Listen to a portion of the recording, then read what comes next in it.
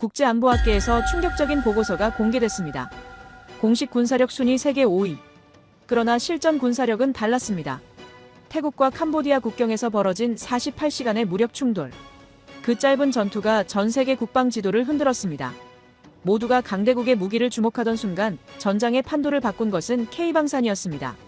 사거리가 더 길다던 무기는 먼저 멈췄고 관통력이 높다던 전차는 포신 파열로 무력화됐습니다. 반면 한국의 무기는 달랐습니다. 정비 지연도 공급 중단도 없었습니다. 즉시 투입되어 끝까지 작동했습니다. 이를 지켜본 미국의 명문대 교수는 단언했습니다. 전쟁이 시작되는 순간 세계 1위는 한국이다. 숫자가 설명하지 못한 전장의 진실, 지금부터 공개합니다. 안녕하세요. 저는 리웨이입니다. 중국 국방대학에서 파견된 교환 장교로 이번 나토 세미나에 참석하게 됐죠. 브뤼셀 공항에 내린 순간부터 공기가 달랐습니다. 차갑고 건조한 바람이 폐를 파고들었고 거리 곳곳에 배치된 무장 경찰들의 시선이 날카로웠어요. 이곳은 평화로운 유럽의 수도였지만 동시에 군사동맹의 심장이기도 했습니다. 저는 가방을 들고 세미나 장소로 향하면서 가슴이 두근거리는 걸 느꼈어요. 긴장이 아니라 기대였죠. 회의장 건물은 유럽 특유의 고풍스러운 석조 건축물이었습니다. 입구를 지나 복도를 걸으며 저는 각국에서 온 장교들과 마주쳤어요. 미국, 영국, 프랑스, 독일, 그리고 폴란드까지. 그들은 각자의 군복을 입고 있었고 가슴에 단 휘장이 소속을 말해주고 있었습니다. 누군가는 동맹을 확인하러 왔고 누군가는 적을 관찰하러 온 것 같았어요. 복도 한편에서는 2명의 장교가 낮은 목소리로 대화를 나누고 있었는데 그들의 표정이 심각했습니다. 강의실에 들어서자 대형 스크린이 눈에 들어왔어요. 거기에는 세계 군사력 순위 그래프가 떠 있었습니다. 미국이 압도적인 1위로 정점을 찍고 있었고 러시아가 2위, 중국이 3위로 표시돼 있었어요. 저는 그 그래프를 보며 안도감을 느꼈습니다. 숫자는 거짓말을 하지 않으니까요. 저는 기갑여단 참모로 복무하며 장비평가 업무를 담당했었어요. 전차의 주포 구경, 장갑 두께, 엔진 출력, 이 모든 것을 수치로 환산하고 비교하는 일이 제 전문이었습니다. 그 경험은 제게 하나의 신념을 심어주었어요. 전쟁은 체급 싸움이라는 것이었습니다. GDP가 큰 나라가 더 많은 무기를 만들 수 있고 병력이 많은 나라가 더 넓은 전선을 유지할 수 있으며 기술이 앞선 나라가 더 정밀한 타격을 할 수 있다는 논리였죠. 저는 이 논리를 의심해 본 적이 없었습니다. 실제로 제가 근무했던 여단에서도 신형 장비 도입 여부는 전적으로 스펙 비교표로 결정됐어요. 어느 전차가 더 빠르고 어느 미사일이 더 멀리 날아가는지 그것이 전부였습니다. 세미나장 안은 각국 국기가 새겨진 명패들로 가득했어요. 미국, 영국, 프랑스, 독일, 그리고 중국. 저는 제 명패 앞에 앉으며 가슴이 부풀어 오르는 걸 느꼈습니다. 세계 3위 국가의 대표로서 이 자리에 앉아있다는 사실이 자랑스러웠어요. 제 왼쪽에는 독일 육군 출신 장교가, 오른쪽에는 미국 공군 출신 장교인 제임스 밀러가 앉아 있었습니다. 제임스는 저를 보며 가볍게 고개를 끄덕였지만 그의 눈빛에는 여유가 담겨 있었어요. 1위 국가의 여유였죠. 강의가 시작되기 전 저는 배부된 자료집을 훑어봤습니다.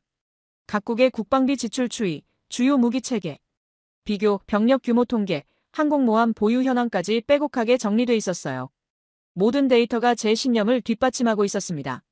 중국은 러시아와의 격차를 좁히고 있었고 미국과의 간격도 조금씩 줄어들고 있었어요. 제가 보기에 이것은 시간 문제였습니다. 충분한 투자와 기술 발전이 이루어지면 순위는 바뀔 수 있다고 생각했어요. 그때 강단에 한 남자가 올라섰습니다. 마이클 로렌스 교수였어요. 미국 국방대학 출신으로 전쟁 지속력과 군수 전략을 연구하는 학자라고 소개됐습니다. 그는 60대 중반쯤 되어 보였고 회색 양복 차림이었어요. 안경 너머로 보이는 그의 눈빛은 날카로웠지만 전체적인 인상은 평범했습니다. 카리스마 넘치는 군인도 아니었고 화려한 연설가처럼 보이지도 않았어요. 하지만 그가 입을 열자마자 분위기가 달라졌습니다. 교수는 스크린을 가리키며 말했어요. 오늘 우리가 볼 순위표는 편안하다고 했습니다. 숫자는 명확하고 서열은 분명하다고 했죠. 하지만 이 순위가 정말 전쟁을 설명할 수 있느냐고 물었어요. 저는 미간을 찌푸렸습니다. 그의 질문이 이상했어요. 순위가 전쟁을 설명하지 못한다면 대체 무엇이 설명할 수 있다는 걸까요? 교수는 천천히 강단을 걸으며 말을 이었습니다. 군사력이란 무엇이냐고, 전차의 숫자냐 미사일의 사거리냐 병력의 규모냐고 물었어요. 그는 잠시 멈췄다가 덧붙였습니다. 진짜 군사력은 전쟁이 시작된 순간부터 끝날 때까지 얼마나 오래 작동할 수 있느냐라고 했어요. 저는 그의 말을 곱씹어봤지만 이해가 되지 않았습니다. 작동. 그게 무슨 의미일까요? 무기는 원래 작동하는 거 아닙니까? 저는 손을 들어 질문했어요. 그렇다면 순위는 의미가 없다는 말이냐고 물었습니다. 교수는 저를 바라보며 미소 지었어요. 의미가 없다는 게 아니라 다만 불완전하다고 했습니다. 순위는 평화 시의 능력을 보여주지만 전쟁은 평화가 아니라고 했어요. 저는 납득할 수 없었습니다. 평화 시든 전쟁 시든 강한 나라가 이기는 것 아닙니까? 제임스 밀러가 끼어들었어요. 교수의 말은 흥미롭지만 현실은 명확하다고, 미국은 1위고 이건 논쟁의 여지가 없다고 했습니다. 교수는 고개를 끄덕였어요. 맞다고, 미국은 1위라고 했습니다. 하지만 오늘 말할 나라는 미국이 아니라고 했죠. 강의실이 조용해졌습니다. 교수는 스크린을 바꿨고 그곳에는 한 나라의 국기가 떠올랐어요. 태극기였습니다. 교수는 말했습니다. 자신이 생각하는 가장 강한 국방력을 가진 나라는 대한민국이라고 했어요. 저는 그 순간 웃음이 나올 뻔했습니다. 한국? 세계 6위권의 중견국가가 세계 최강이라고요? 저는 즉시 반응했어요. 그건 무리가 있는 주장이라고. 한국은 GDP 규모로 세계 10위권이고 병력은 50만 명 수준이며 핵무기도 없다고 했습니다. 게다가 항공모함도 없고 전략폭격기도 없지 않냐고 덧붙였어요. 교수는 제 말을 끊지 않고 들었습니다. 그리고는 차분하게 대답했어요. 맞다고. 하지만 지금 저는 카탈로그를 읽고 있고 자신은 전쟁을 말하고 있다고 했습니다. 그의 말은 제 신경을 건드렸어요. 저는 카탈로그를 읽는 게 아니라 현실을 분석하고 있었습니다. 저는 목소리를 높였어요. 순위는 질서이고 질서는 거짓말하지 않는다고 했습니다. 교수는 잠시 저를 바라봤어요. 그의 눈빛에는 동정도 조롱도 없었습니다. 다만 확신만이 있었어요. 좋다고, 그럼 증명해 보이겠다고 했습니다. 순위가 얼마나 쉽게 무너지는지를요. 그 순간 저는 알았어요. 이 강의가 단순한 학술 토론이 아니라는 것을, 제가 믿어온 모든 것이 도전받게 될 거라는 것을요. 교수의 선언은 강의실을 얼어붙게 만들었습니다. 한국이 세계 최강의 국방력을 가졌다는 말은 제게는 농담처럼 들렸어요. 저는 주먹을 쥐었습니다. 이건 학술적 도발이 아니라 모욕에 가까웠죠. 세계 3위 국가에서 온 장교인 저를 앞에 두고 순위표에도 없는 중견 국가를 최강이라 부르다니요. 강의실 안 분위기가 묘하게 변했어요. 몇몇 장교들은 미소를 지으며 서로 눈빛을 교환했고 어떤 이들은 고개를 갸우뚱하며 의아해하는 표정이었습니다. 제임스 밀러는 팔짱을 낀 채 냉소적인 미소를 지었어요. 그는 미국이 1위라는 사실에 흔들림이 없었고 교수의 발언을 그저 흥미로운 화제거리 정도로 여기는 것 같았습니다. 하지만 저는 달랐어요. 중국은 지금 상승 곡선을 타고 있었고 군사력 확장에 막대한 투자를 하고 있었습니다. 지난 10년간 중국은 항공모함을 건조했고 5세대 전투기를 실전 배치했으며 대륙 간탄도미사일 전력을 현대화했어요. 그런 우리를 제쳐두고 한국을 거론한다는 건 저로서는 받아들일 수 없었습니다. 저는 자리에서 일어났어요. 교수를 똑바로 바라보며 말했습니다. 데이터를 보자고, 객관적인 수치를 근거로 이야기하자고 했어요. 교수는 제 반응을 예상했다는 듯 차분하게 고개를 끄덕였습니다. 그는 스크린을 다시 바꿨고 각국의 군사력 비교 데이터가 나타났어요. 저는 하나씩 짚어가며 말했습니다. 중국의 국방 예산은 연간 2,900억 달러에 달하고 한국은 500억 달러 수준이라고 했어요. 거의 6배 차이였습니다. 병력수는 중국이 200만 명, 한국이 50만 명이라고 했죠. 4배 차이였어요. 전차는 중국이 5,000대 이상 보유하고 있고 한국은 2,600대 수준이라고 덧붙였습니다. 전투기는 중국이 3,200대, 한국이 600대였어요. 해군 전력은 더 큰 격차였습니다. 중국은 3척의 항공모함과 350척의 전투함을 보유하고 있지만 한국은 항공모함이 없고 전투함은 120척 수준이었죠. 저는 목소리에 힘을 실었어요. 이건 숫자의 문제이고 숫자는 명확하다고 했습니다. 세계 3위는 중국이고 한국은 아니라고 강조했어요. 영국에서 온 장교 한 명이 고개를 끄덕였고 프랑스 장교는 메모를 하고 있었습니다. 제 주장은 논리적이었고 데이터로 뒷받침됐어요. 교수는 제 말이 끝날 때까지 기다렸습니다. 그리고는 질문을 던졌어요. 그 숫자들이 정말 전쟁의 승패를 결정하느냐고 물었습니다. 저는 당연하다고 답했어요. 더 많은 전차, 더 많은 전투기, 더 많은 병력을 가진 쪽이 이기는 게 전쟁 아니냐고 반문했죠. 교수는 고개를 저었어요. 숫자는 시작점일 뿐이라고, 끝이 아니라고 했습니다. 그는 스크린에 또 다른 그래프를 띄웠어요. 베트남 전쟁 당시 미국과 북베트남의 군사력 비교였습니다. 미국은 모든 지표에서 압도적으로 우위였어요. 국방 예산은 100배 차이였고 공굴력은 비교 자체가 불가능할 정도였습니다. 하지만 결과는 어땠느냐고 교수는 물었어요. 저는 잠시 말문이 막혔습니다. 베트남 전쟁은 특수한 경우라고 정규전이 아니라 게릴라전이었다고 반박했어요. 교수는 미소 지었습니다. 그렇다면 걸프전은 어떠냐고 물었죠. 이라크는 세계 4위 규모의 육군을 보유하고 있었다고 하지만 100시간 만에 붕괴했다고 했어요. 순위가 실전을 보장하지 못한 사례라고 덧붙였습니다. 저는 그건 이라크의 문제라고 했어요. 훈련 부족, 사기 저하, 지휘체계 문제가 있었다고 말했습니다. 교수는 고개를 끄덕였어요. 바로 그거라고 숫자 뒤에 숨겨진 요소들이 중요하다고 했습니다. 전쟁은 카탈로그 스펙으로 싸우는 게 아니라고 실제 작동하는 시스템으로 싸운다고 했어요. 제임스 밀러가 다시 끼어들었습니다. 그는 교수의 논리가 흥미롭지만 현실을 무시한다고 했어요.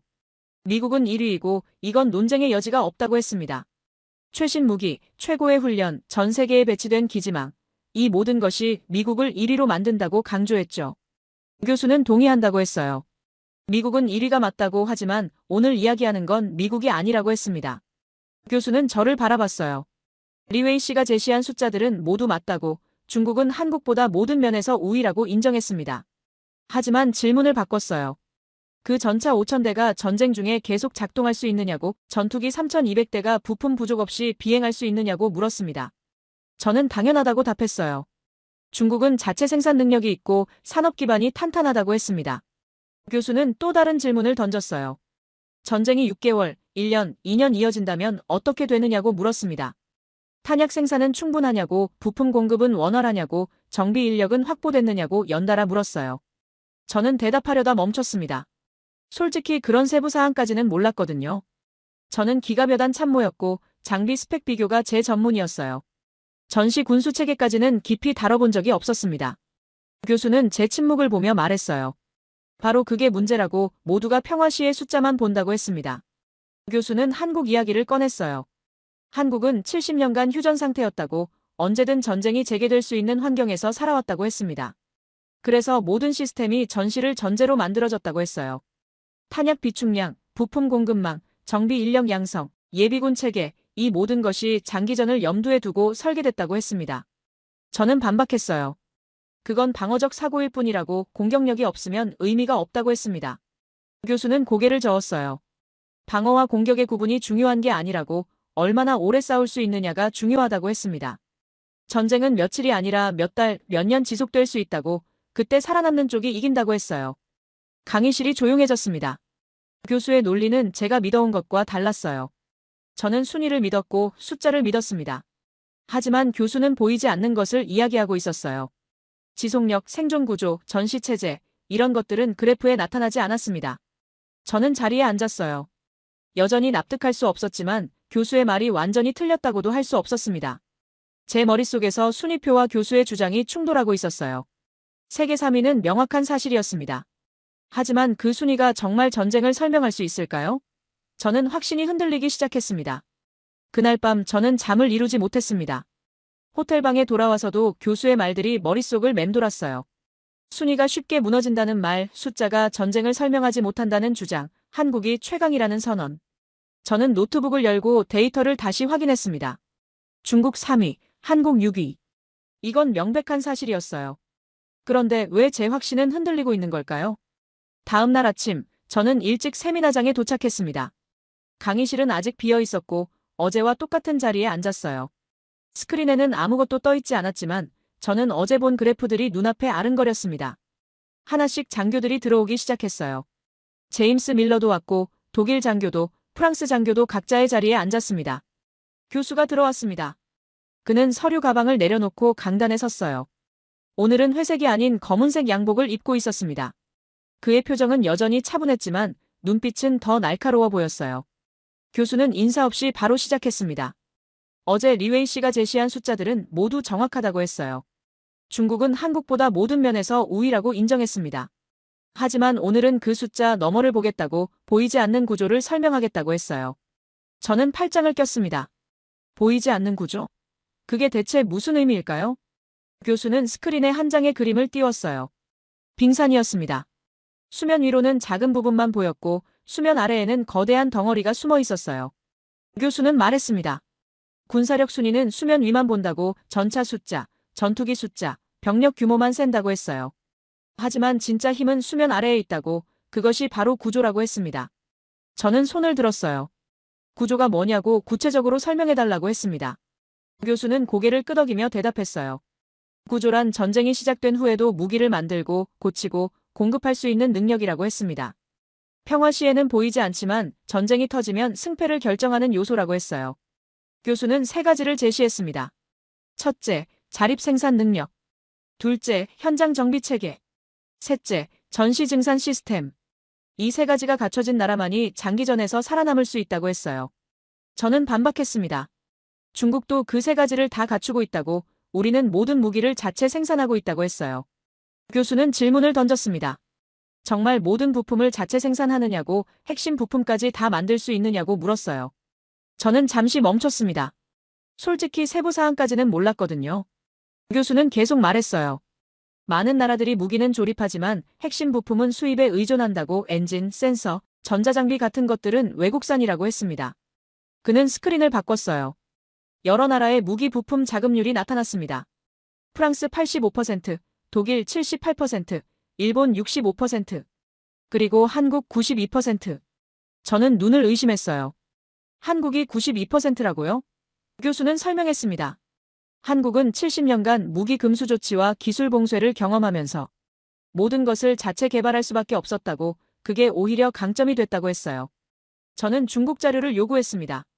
교수는 고개를 저었어요. 중국은 공개하지 않는다고 하지만 추정치로는 70% 수준이라고 했습니다. 아직도 러시아산 엔진과 유럽산 센서에 의존하는 무기들이 있다고 덧붙였어요. 저는 불편했습니다.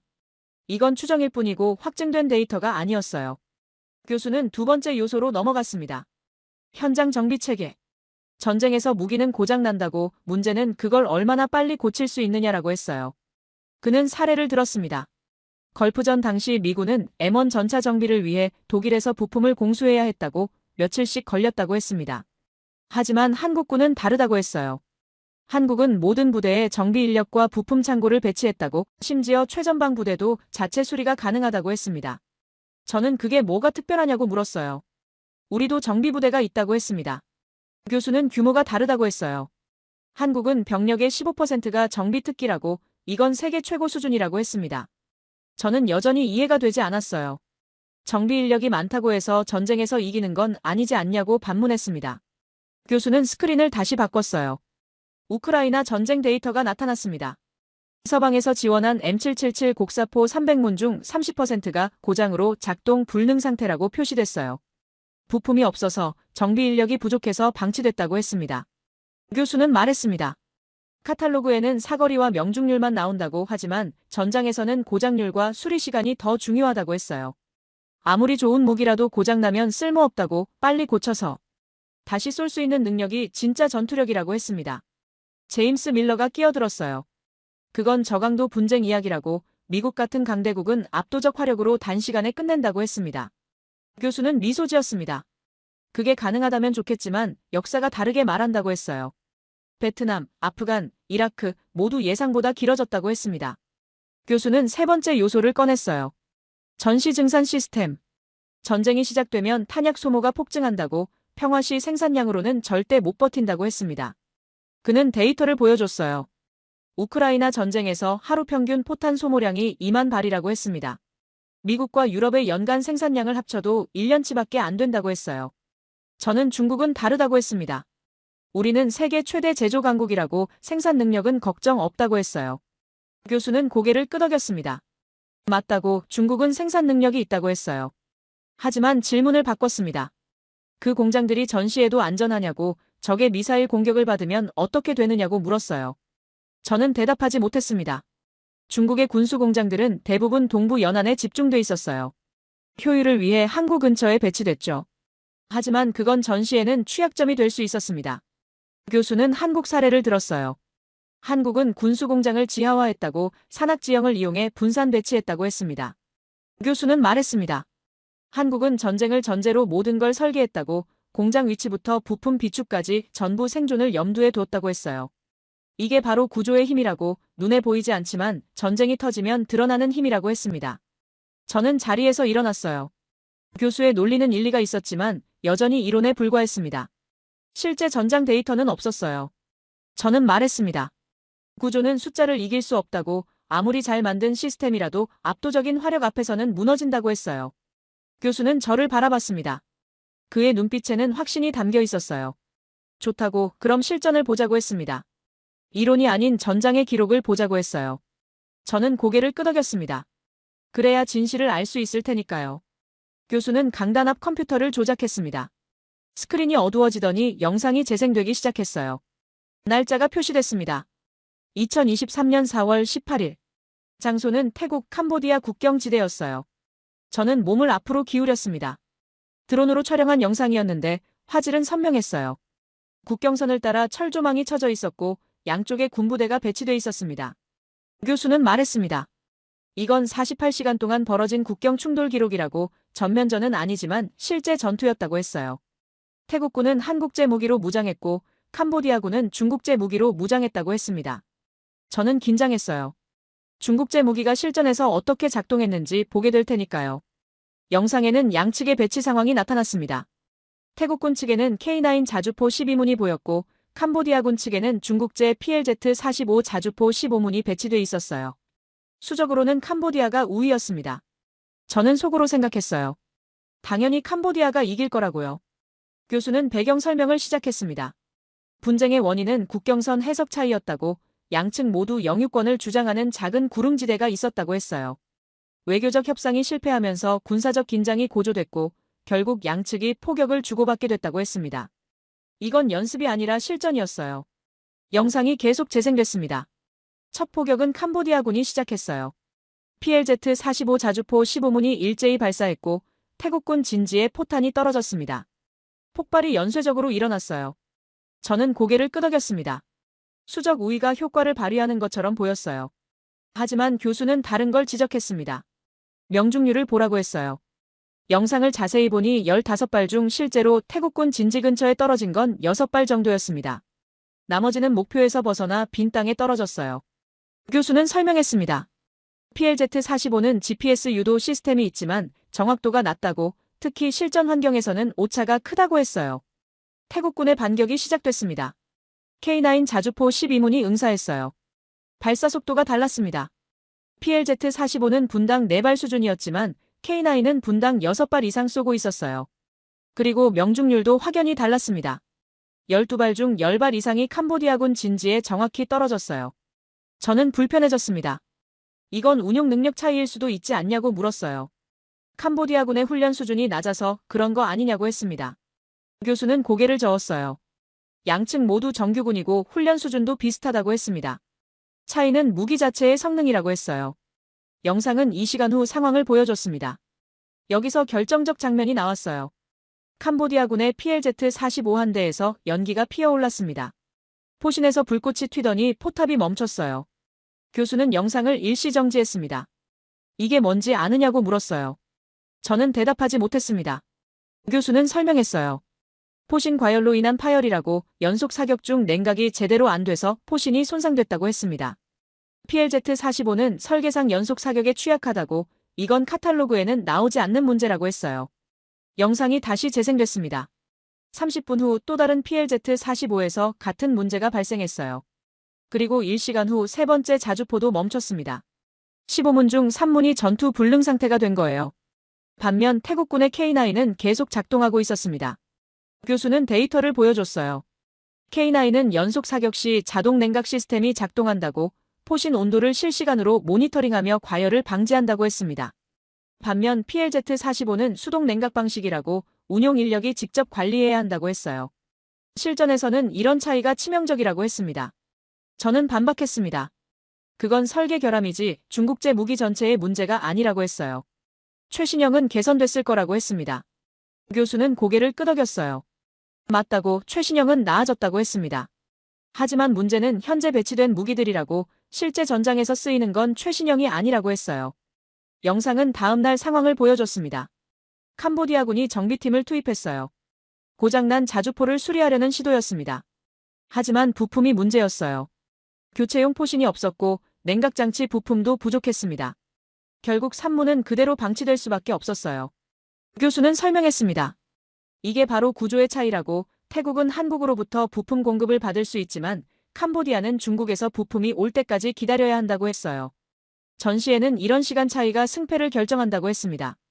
제임스 밀러가 질문했습니다. 그럼 태국군은 부품을 얼마나 빨리 받았느냐고 물었어요. 교수는 데이터를 보여줬습니다. 48시간 이내라고 했어요. 한국에서 항공운송으로 긴급 공급했다고. 이미 비축된 재고가 있었다고 했습니다. 저는 중국도 그럴 수 있다고 했어요. 우리도 해외 기지와 공급망이 있다고 했습니다. 교수는 질문을 바꿨어요. 전시에도 그게 가능하냐고. 공급 경로가 차단되면 어떻게 되느냐고 물었습니다. 저는 대답하지 못했어요. 영상은 최종 결과를 보여줬습니다. 48시간 교전 후 캄보디아군은 철수했어요. 15문 중 3문이 고장났고 탄약 보급도 원활하지 않았으며 사기가 떨어졌습니다. 반면 태국군은 12문 모두 작동 상태를 유지했고 부품과 탄약도 충분했어요. 교수는 말했습니다. 이게 카탈로그와 실전의 차이라고. 스펙상으로는 PLZ-45가 K9과 비슷하거나 일부 항목에서 우위였지만 실전에서는 완전히 달랐다고 했어요. 신뢰성, 정비성, 지속성, 이런 것들이 진짜 전투력을 결정한다고 했습니다. 저는 침묵했습니다. 영상은 명확했어요. 중국제 무기가 실전에서 한국제 무기에 밀렸습니다. 수적 우위도 소용없었어요. 저는 머릿속이 복잡해졌습니다. 이건 단순한 무기 성능 문제가 아니었어요. 시스템 전체의 문제였습니다. 교수는 덧붙였습니다. 이건 태국 마이너스 캄보디아만의 이야기가 아니라고. 전 세계 곳곳에서 비슷한 일이 벌어지고 있다고 했어요. 한국제 무기를 쓰는 나라들은 부품 공급과 기술 지원을 받지만 다른 나라 무기는 그렇지 못하다고 했습니다. 저는 자리에 앉았어요. 제 확신이 흔들리고 있었습니다. 순위는 여전히 명확했지만 전장의 현실은 달랐어요. 숫자가 아닌 구조, 스펙이 아닌 신뢰성, 이런 것들이 진짜 중요하다는 걸 목격했습니다. 저는 교수를 바라봤어요. 그의 눈빛에는 확신이 담겨 있었습니다. 교수는 영상을 멈추지 않았습니다. 저는 여전히 자리에 앉아 스크린을 응시하고 있었어요. 방금 본 장면들이 머릿속에서 반복 재생됐습니다. 중국제 PLZ-45가 멈춰 선 모습, 연기가 피어오르는 포신, 그리고 작동을 멈춘 포탑. 교수는 키보드를 조작하며 특정 장면으로 돌아갔어요. 첫 번째 PLZ-45가 고장난 순간이었습니다. 화면이 확대됐습니다. 포신 끝부분이 선명하게 보였어요. 금속이 뒤틀려 있었고 균열이 여러 곳에 보였습니다. 교수는 레이저 포인터로 화면을 가리키며 말했어요. 이게 과열로 인한 포신 파열이라고. 금속 피로가 누적돼서 발생한 구조적 결함이라고 했습니다. 저는 손을 들었습니다. 그건 운용 미숙 때문 아니냐고. 캄보디아군이 냉각 절차를 제대로 지키지 않아서 그런 거 아니냐고 물었어요. 교수는 고개를 저었습니다. 운용 매뉴얼대로 했다고. 문제는 매뉴얼 자체가 실전 상황을 반영하지 못했다고 했어요. 교수는 자료를 꺼냈습니다. PLZ-45의 카탈로그 스펙이었어요. 거기에는 연속 사격 능력이 분당 4발로 명시돼 있었고 지속 사격 시간은 30분으로 표기돼 있었습니다. 저는 그걸 보며 말했어요. 캄보디아군이 30분 이상 쐈으니까 과열된 거 아니냐고 했습니다.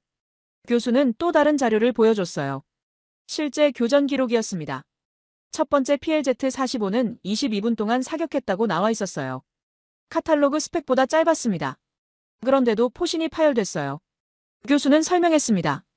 카탈로그는 이상적인 조건을 전제로 한다고. 실험실 환경과 실전은 다르다고 했어요.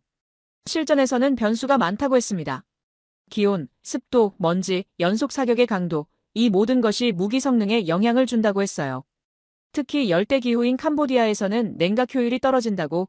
카탈로그가 약속한 30분이 실제로는 20분도 안 된다고 했습니다. 저는 반박했습니다. 그럼 K9도 마찬가지 아니냐고. 같은 환경에서 싸웠는데 왜 K9은 문제가 없었느냐고 물었어요. 교수는 바로 그거라고 했습니다. K9은 실전 데이터를 기반으로 설계됐다고. 한국은 70년간 실제 대치 상황에서 무기를 운용해왔다고 했어요. 교수는 K9 개발 과정을 설명했습니다. 한국군은 DMZ에서 실제 사격 훈련을 수없이 반복했다고. 여름 40도, 겨울 영하 20도 환경에서 테스트했다고 했어요. 그 과정에서 나온 실전 데이터가 설계에 반영됐다고 했습니다. 반면 PLZ-45는 이론적 계산에 더 의존했다고 했어요. 저는 불편했습니다. 이건 중국 무기 전체를 깎아내리는 것처럼 들렸어요. 저는 목소리를 높였습니다. PLZ-45는 오래된 모델이라고. 최신형 PLC-181은 완전히 다르다고 했어요. 교수는 동의했습니다. 맞다고 최신형은 많이 개선됐다고 했어요. 하지만 문제를 지적했습니다. 최신형이 배치되기까지 얼마나 걸리느냐고 현재 전장에 있는 건 구형 모델이라고 했어요. 전쟁은 미래형 무기로 싸우는 게 아니라 현재 보유한 무기로 싸운다고 그게 현실이라고 했습니다. 교수는 스크린을 다시 바꿨습니다. 이번에는 두 번째 PLZ-45 파열 장면이었어요. 첫 번째보다 더 심각했습니다. 포신이 아예 갈라져 있었고 포탑 내부까지 손상됐어요. 교수는 말했습니다. 이건 단순 과열이 아니라고 금속 재질 자체의 문제라고 했어요. 자료가 나타났습니다. PLZ-45 포신은 특수강으로 만들어졌지만 품질 편차가 크다고 표시돼 있었어요. 같은 모델이라도 생산 시기에 따라 내구성이 다르다고 했습니다. 교수는 설명했어요. 대량 생산 과정에서 품질 관리가 일관되지 않았다고, 어떤 건 30분 이상 버티지만 어떤 건 20분에 파열된다고 했습니다. 저는 그게 사실이냐고 물었습니다. 교수는 고개를 끄덕였어요. 캄보디아군 정비보고서에 나온 내용이라고, 같은 PLZ-45인데도 포신 수명이 천차만별이라고 했습니다. 이건 제조 공정의 문제라고, 품질 관리 시스템이 미흡하다는 증거라고 했어요. 반면 K9은 달랐다고 했습니다. 모든 포신이 동일한 스펙으로 제작된다고, 품질 편차가 거의 없다고 했어요. 한국은 방산 품질 관리에 엄격한 기준을 적용한다고, 불량품은 아예 납품이 안 된다고 했습니다. 저는 그게 과장 아니냐고 물었어요. 교수는 데이터를 보여줬습니다. 한국 방산업체의 불량률이 0.3% 이하라고 나와 있었어요. 이건 세계 최고 수준이라고 했습니다. 반면 다른 나라들은 1%에서 3% 수준이라고, 중국도 비슷하다고 했어요. 겨우 2%에서 3% 차이지만 전장에서는 치명적이라고 했습니다. 제임스 밀러가 끼어들었습니다. 그는 미국 무기도 품질이 뛰어나다고, M109 팔라딘도 신뢰성이 높다고 했어요. 교수는 동의했습니다.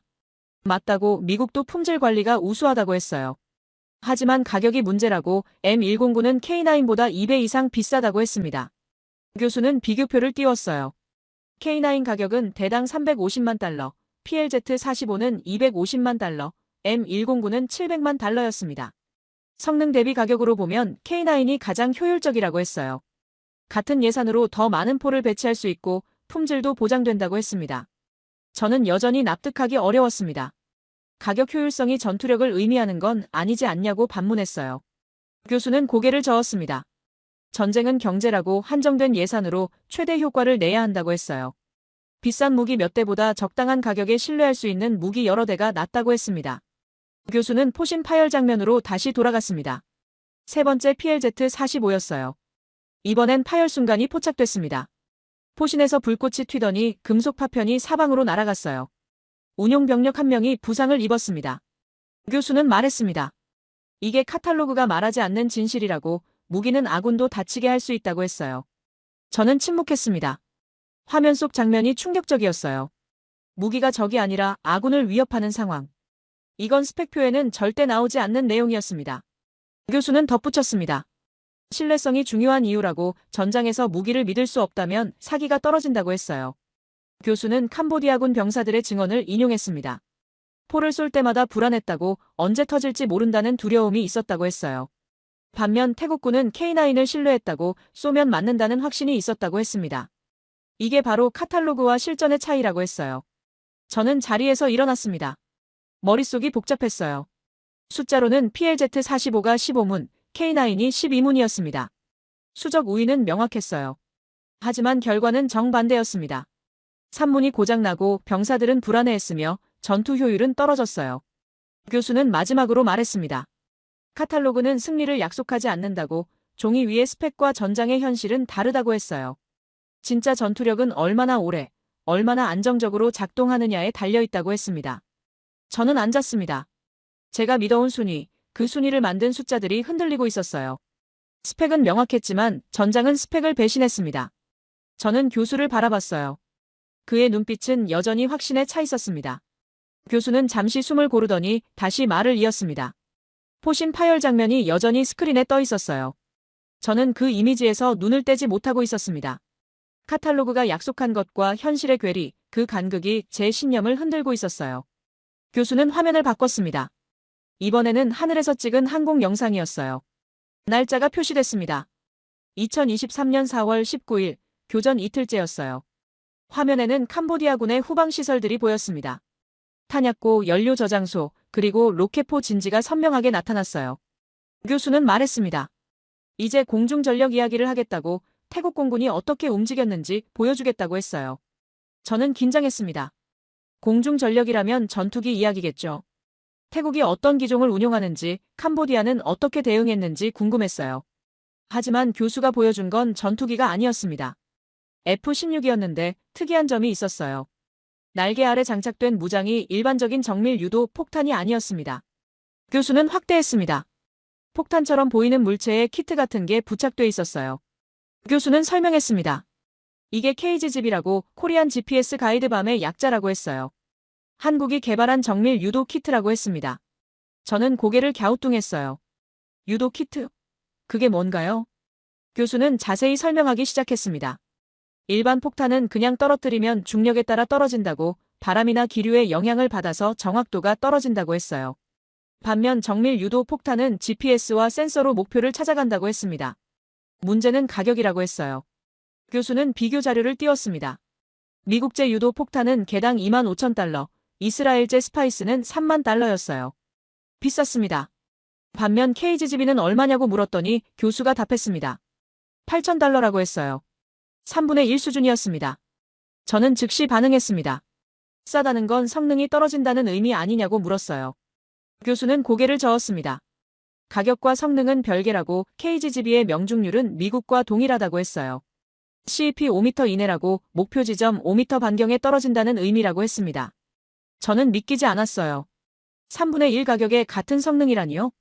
교수는 설명했습니다. 비밀은 설계 철학이라고, KGGB는 새 폭탄이 아니라 기존 폭탄을 업그레이드하는 키트라고 했어요. 날개와 GPS 모듈만 부착하면 일반 폭탄이 정밀 유도 무기가 된다고 했습니다. 이게 혁명적이라고 교수는 강조했어요.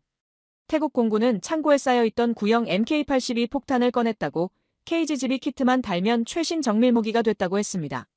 새 무기를 살 필요가 없었어요. 기존 재고를 활용했죠. 영상이 재생됐습니다. F-16이 이륙하는 장면이었어요. 날개 아래 KGGB가 장착된 MK-82 폭탄 4발이 보였습니다. 전투기는 고도를 올리더니 목표 지점으로 향했어요. 캄보디아군 탄약고 상공이었습니다. 폭탄이 투하됐습니다. 4발 모두 날개를 펼치며 활강하기 시작했어요. 일반 폭탄처럼 수직 낙하가 아니라 비스듬히 미끄러지듯 날아갔습니다. GPS가 작동하며 궤도를 수정했고 목표를 향해 정확히 접근했어요. 폭발이 일어났습니다. 4발 모두 탄약고를 직격했어요. 교수는 일시 정지했습니다. 명중률 100%라고 강조했어요. 4발 중 4발 모두 목표에 명중했다고 했습니다. 저는 인정할 수밖에 없었어요. 영상은 명확했습니다. 하지만 질문을 던졌어요. 중국도 비슷한 기술이 있지 않냐고, 우리도 유도 키트를 만들 수 있다고 했습니다. 교수는 고개를 끄덕였습니다. 맞다고, 중국도 FT 시리즈 유도 키트가 있다고 했어요. 하지만 가격이 문제라고, FT 키트는 15,000달러 수준이라고 했습니다. KGGB보다 거의 2배 비쌌어요. 게다가 수출 실적도 적다고 했습니다. 교수는 데이터를 보여줬습니다. KGGB는 현재 12개국에 수출됐다고 나와 있었어요. 태국, 폴란드, 필리핀, 이라크까지 다양했습니다. 반면 중국 FT 시리즈는 3개국이라고 했어요. 시장이 선택한 결과라고 교수는 말했습니다. 영상은 계속됐습니다. 두 번째 출격이었어요. 이번 목표는 로켓포 진지였습니다. 캄보디아군은 중국제 WS-6 다연장 로켓을 배치하고 있었어요. 태국군에게는 위협이었습니다. F-16이 다시 출격했고 KGGB 장착 폭탄을 투하했어요. 결과는 똑같았습니다. 6발 중 5발 명중, 명중률 83%였어요. 로켓포 진지가 무력화됐습니다. 교수는 강조했습니다. 비용 대비 효과가 압도적이라고, 같은 예산이면 3배 많은 출격이 가능하다고 했어요. 전쟁은 경제라고, 효율이 승패를 가른다고 했습니다. 제임스 밀러가 질문했습니다. 미국도 JDAM으로 같은 걸 할 수 있다고, 왜 굳이 KGGB냐고 물었어요. 교수는 대답했습니다. 가격 차이가 작전 규모를 결정한다고, 예산이 한정된 나라들은 JDAM을 대량 구매할 수 없다고 했어요. 교수는 계산을 보여줬습니다. 예산 100만 달러라고 가정했어요. JDAM을 사면 40발, KGGB를 사면 125발이었습니다. 3배 차이였어요. 같은 돈으로 3배 많은 타격이 가능하다는 의미였습니다. 전쟁에서 이건 결정적 차이라고 했어요. 저는 반박했습니다. 수량보다 품질이 중요하다고 비싼 무기는 그만한 이유가 있다고 했어요. 교수는 질문을 던졌습니다. JDAM과 KGGB의 성능 차이가 뭐냐고 명중률은 같은데 무엇이 다르냐고 물었어요. 저는 대답하지 못했습니다. 교수는 계속 말했습니다. 태국 캄보디아 교전에서 태국 공군은 48시간 동안 27회 출격했다고 KGGB 장착 폭탄 108발을 투하했다고 했어요. 명중률은 평균 80% 이상이었다고 했습니다. 캄보디아군의 탄약고 8곳, 로켓 진지 12곳, 지휘소 3곳이 파괴됐다고 했어요. 만약 JDAM을 썼다면 어땠을까요? 교수는 계산했습니다. 같은 예산으로는 36발밖에 못 쐈을 거라고, 출격 횟수도 9회로 줄었을 거라고 했어요. 타격 목표도 3분의 1 수준이었을 거라고 했습니다. 효율의 차이가 전장을 바꿨다고 강조했어요. 저는 침묵했습니다. 숫자는 명확했어요. 가격 대비 성능, 이게 실전에서 얼마나 중요한지 보여주는 사례였습니다. 교수는 덧붙였습니다. 한국은 새 무기를 팔지 않았다고 기존 전력을 살렸다고 했어요. 이게 한국방산의 철학이라고 했습니다. 교수는 또 다른 데이터를 보여줬습니다.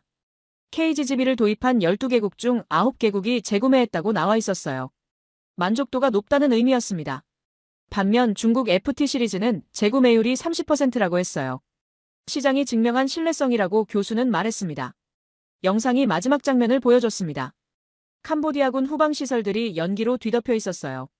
탄약고는 불타고 있었고 로켓 진지는 파괴됐으며 보급로는 끊겼습니다. 교수는 말했습니다.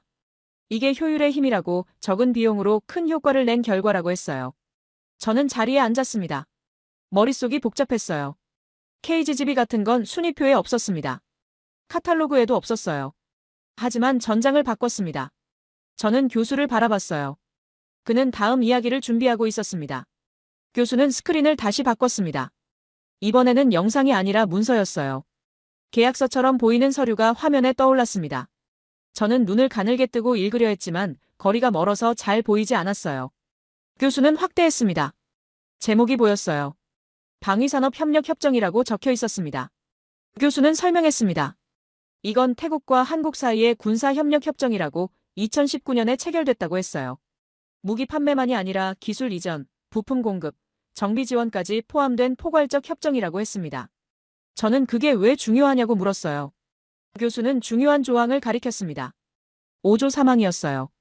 전시 부품 공급 조항이라고 했습니다. 내용을 읽어줬어요. 태국이 무력 충돌 상황에 처할 경우 한국은 48시간 이내에 긴급 부품을 공급한다고 명시돼 있었습니다. 게다가 공급 중단 금지 조항도 있었어요. 저는 이해가 되지 않았습니다. 그게 뭐가 특별하냐고 무기 수출국은 당연히 부품을 공급하는 거 아니냐고 물었어요. 교수는 고개를 저었습니다. 당연하지 않다고 오히려 반대라고 했어요. 많은 나라들이 전쟁 중에 부품 공급을 중단한다고 했습니다.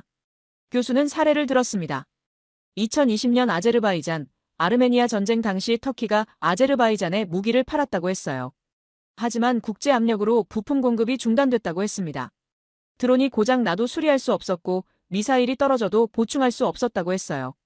저는 그건 정치적 이유라고 기술적 문제가 아니라고 했습니다. 교수는 바로 그거라고 했어요. 전쟁은 정치라고 무기 공급도 정치라고 했습니다. 아무리 좋은 무기를 사도 전쟁 중에 부품이 끊기면 무용지물이라고 했어요. 교수는 또 다른 사례를 꺼냈습니다. 우크라이나 전쟁이었어요. 서방에서 공급한 레오파르트의 전차가 부품 부족으로 가동률이 50% 아래로 떨어졌다고 했습니다. 독일이 공급을 꺼렸기 때문이라고 러시아를 자극하기 싫어서 속도를 늦췄다고 했어요. 저는 반박했습니다. 중국은 다르다고 우리는 동맹국에 대한 지원을 중단하지 않는다고 했어요. 교수는 질문을 던졌습니다. 정말 그러냐고 파키스탄에 판 전투기는 어떻게 됐느냐고 물었어요. 저는 잠시 말문이 막혔습니다. 교수는 자료를 보여줬습니다. 2019년 인도, 파키스탄 충돌 당시 중국이 파키스탄에 공급한 JF-17 전투기 부품 공급이 지연됐다고 나와 있었어요. 인도의 항해 때문이었다고 했습니다. 중국은 인도와의 관계를 고려해 공급 속도를 조절했다고 했어요. 저는 불편했습니다. 이건 외교적 고려였다고 전략적 판단이었다고 말했어요. 교수는 고개를 끄덕였습니다. 맞다고 하지만 파키스탄 입장에서는 배신이라고 했어요. 전투기가 있어도 부품이 없으면 날 수 없다고 신뢰가 무너진 거라고 했습니다. 교수는 한국 사례로 돌아왔습니다. 태국과 캄보디아 교전 당시 한국은 어떻게 했느냐고 물었어요. 스크린에 타임라인이 나타났습니다. 4월 18일 교전 시작, 4월 19일 태국 긴급 요청, 4월 20일 부품 도착. 48시간도 안 걸렸어요. 교수는 구체적으로 설명했습니다. 태국군은 K9 자주포 부품과 KGGB 추가 물량을 요청했다고, 한국은 즉시 군용 수송기로 공수했다고 했어요. 중간에 어떤 정치적 고려도 없었다고, 계약대로 이행했다고 했습니다. 제임스 밀러가 끼어들었습니다. 미국도 그렇게 한다고, 동맹국 지원은 미국의 전통이라고 했어요. 교수는 동의했습니다. 맞다고, 미국도 신뢰할 수 있다고 했어요. 하지만 가격이 문제라고, 미국 무기는 비싸서 소규모 국가들은 대량 구매가 어렵다고 했습니다. 교수는 비교표를 띄웠습니다. 미국과의 FMS 계약은 복잡하고 승인 절차가 길다고 나와 있었어요. 평균 승인 기간이 18개월이라고 했습니다.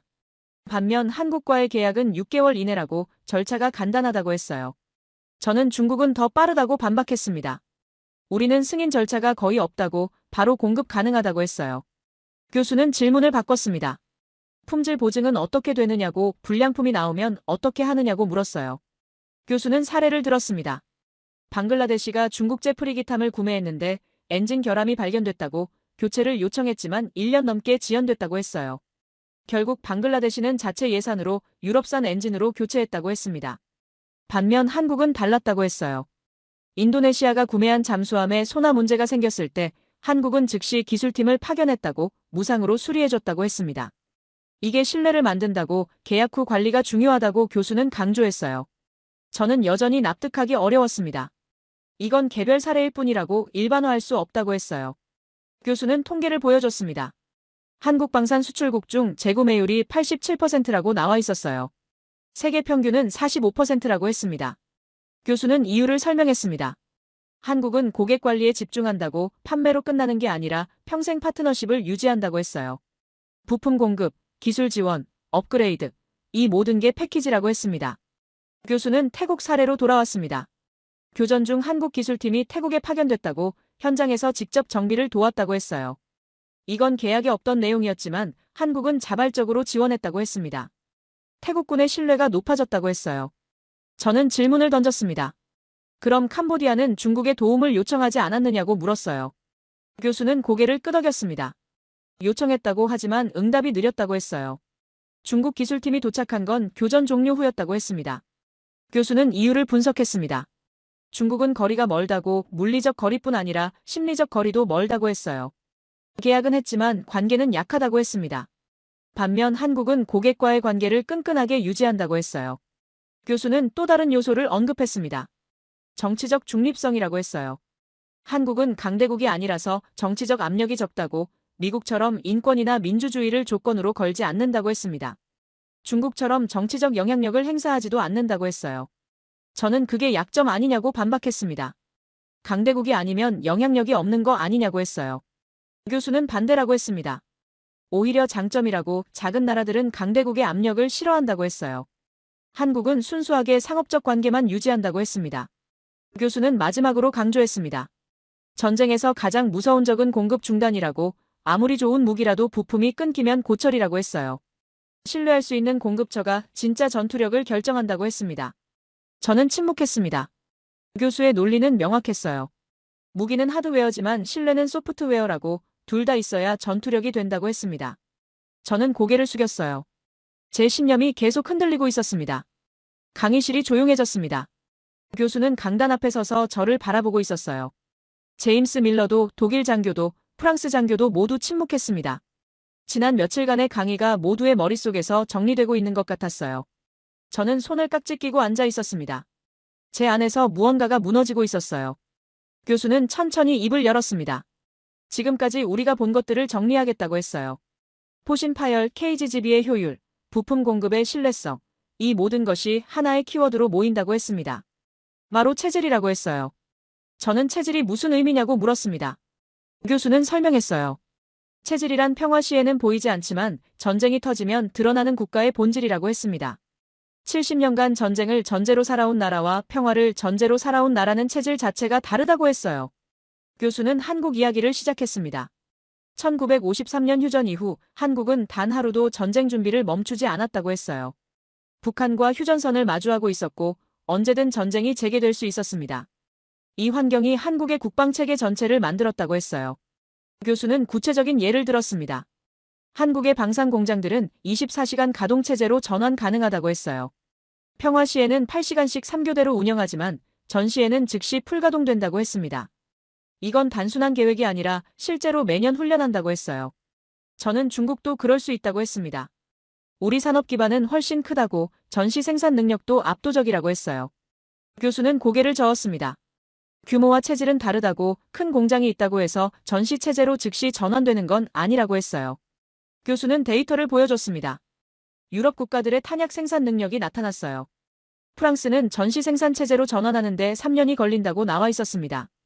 독일은 5년이라고 했어요. 공장을 짓고 인력을 훈련하고 공급망을 구축하는데 그만큼 시간이 필요하다고 했습니다. 반면 한국은 6개월이라고 나와 있었어요. 이미 공장이 있고 인력이 대기하고 있으며 공급망이 구축돼 있기 때문이라고 했습니다. 교수는 강조했어요.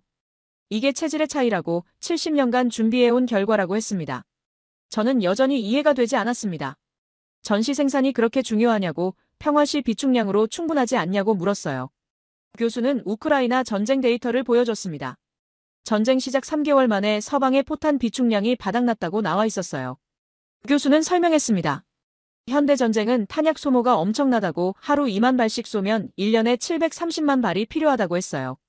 미국과 유럽을 합쳐도 연간 생산량이 100만 발 수준이라고 전쟁이 1년만 지속돼도 탄약이 부족하다고 했습니다. 그럼 한국은 어떠냐고 제임스 밀러가 물었어요. 교수는 답했습니다. 한국은 연간 생산 능력이 300만 발 수준이고 전시에는 600만 발까지 증산 가능하다고 했어요. 게다가 비축량도 충분하다고 최소 2년치는 확보돼 있다고 했습니다. 저는 놀랐습니다. 한국이 그 정도 생산 능력이 있다는 걸 몰랐어요. 교수는 계속 말했습니다. 이것도 체질이라고 작은 나라지만 전쟁 대비는 철저하다고 했어요. 평화를 믿지 않고 전쟁을 준비하는 나라라고 했습니다. 교수는 또 다른 요소를 언급했습니다. 예비군 체계라고 했어요. 한국은 전 국민이 예비군이라고 남성은 모두 군 복무를 하고 예비군으로 편입된다고 했습니다. 전시에는 300만 명 이상 동원 가능하다고 했어요. 저는 중국도 예비군이 있다고 했습니다. 우리 예비병력은 수억 명이라고 했어요. 교수는 질문을 바꿨습니다. 그들이 정비 기술을 아느냐고 무기 운용 훈련을 받았느냐고 물었어요. 저는 대답하지 못했습니다. 교수는 설명했습니다. 한국 예비군은 매년 훈련을 받는다고 무기 운용뿐 아니라 정비, 보급, 통신까지 배운다고 했어요. 전시에 즉시 투입 가능한 인력이라고 이게 진짜 예비 전력이라고 했습니다. 교수는 화면을 바꿨습니다. 이번에는 한국의 방산 수출 현황이었어요. 2023년 수출액이 170억 달러라고 나와 있었습니다. 세계 4위 수준이라고 했어요. 저는 놀랐습니다. 한국이 그 정도로 무기를 파는지 몰랐거든요. 교수는 분석했습니다. 이것도 체질의 결과라고 70년간 자체 개발하고 실전 운용한 노하우가 수출로 이어진다고 했어요. 고객들이 선택하는 이유는 성능뿐 아니라 신뢰성이라고 했습니다. 교수는 마지막 슬라이드를 띄웠습니다. 거기에는 두 단어가 적혀 있었어요. 랭크와 서바이벌. 교수는 랭크를 가리키며 말했습니다. 우리가 처음 본 건 이거였다고 순위표였다고 했어요. 미국 1위, 러시아 2위, 중국 3위. 그리고 서바이벌을 가리켰습니다. 하지만 진짜 중요한 건 이거라고 생존 능력이라고 했어요. 전쟁이 시작된 후 얼마나 오래 버틸 수 있느냐, 무기를 계속 만들 수 있느냐, 부품을 공급할 수 있느냐 이게 승패를 결정한다고 했습니다. 교수는 랭크를 지웠습니다. 그리고 서바이벌만 남겼어요. 이게 제가 생각하는 진짜 군사력이라고 한국이 최강인 이유라고 했습니다. 순위표에는 6위지만 생존 구조는 1위라고 했어요. 저는 자리에서 일어났습니다. 며칠간 들은 모든 이야기가 머릿속에서 정리됐어요. 포신 파열 KGGB, 부품 공급, 전시 증산 예비군 체계. 이 모든 게 하나로 연결됐습니다. 체질이라는 키워드로요. 저는 교수를 바라봤습니다. 그리고 말했어요. 제가 틀렸다고 순위가 전부가 아니었다고 인정했습니다. 교수는 미소 지었어요. 틀린 게 아니라 불완전했던 거라고 이제 더 넓게 보게 됐다고 했습니다. 교수는 마지막으로 말했습니다. 군사력 순위는 돈으로 살 수 있다고 무기를 사고 병력을 늘리면 순위는 올라간다고 했어요. 하지만 전쟁에서 살아남는 능력은 수십 년간의 실패와 불안 속에서만 만들어진다고 했습니다. 한국은 70년간 전쟁의 공포 속에서 살았다고 그 공포가 체질을 만들었다고 했어요. 매일 준비하고 매일 훈련하고 매일 개선했다고 했습니다. 이게 평화로운 나라들은 가질 수 없는 강점이라고 했어요. 저는 고개를 숙였습니다. 세계 3위라는 자부심이 무너진 게 아니었어요. 다만 기준이 바뀐 거였습니다. 랭크에서 서바이벌로, 숫자에서 구조로, 카탈로그에서 실전으로. 강의가 끝났습니다. 저는 자리를 정리하며 생각했어요. 중국으로 돌아가면 보고서를 써야 합니다. 하지만 예전처럼 순위표를 첨부하지는 않을 것 같았어요. 대신 체질을 분석할 겁니다. 우리가 진짜 전쟁을 준비하고 있는지를요. 교수가 다가왔습니다. 좋은 질문들이었다고, 덕분에 강의가 풍성해졌다고 했어요. 저는 감사하다고 답했습니다. 교수는 마지막으로 말했어요. 순위는 질서지만 전쟁은 혼돈이라고. 혼돈에서 살아남는 능력, 그게 진짜 힘이라고 했습니다. 저는 브뤼셀을 떠나는 비행기에 올랐습니다. 창밖으로 도시가 멀어져 갔어요. 저는 노트북을 열고 새 파일을 만들었습니다. 제목을 입력했어요. 군사력 재평가 랭크에서 서바이벌로. 세계 3위는 여전히 사실입니다. 하지만 이제 저는 알았어요. 순위가 전쟁을 설명하지 못한다는 것을. 진짜 강한 나라는 멈추지 않는 나라라는 것을요.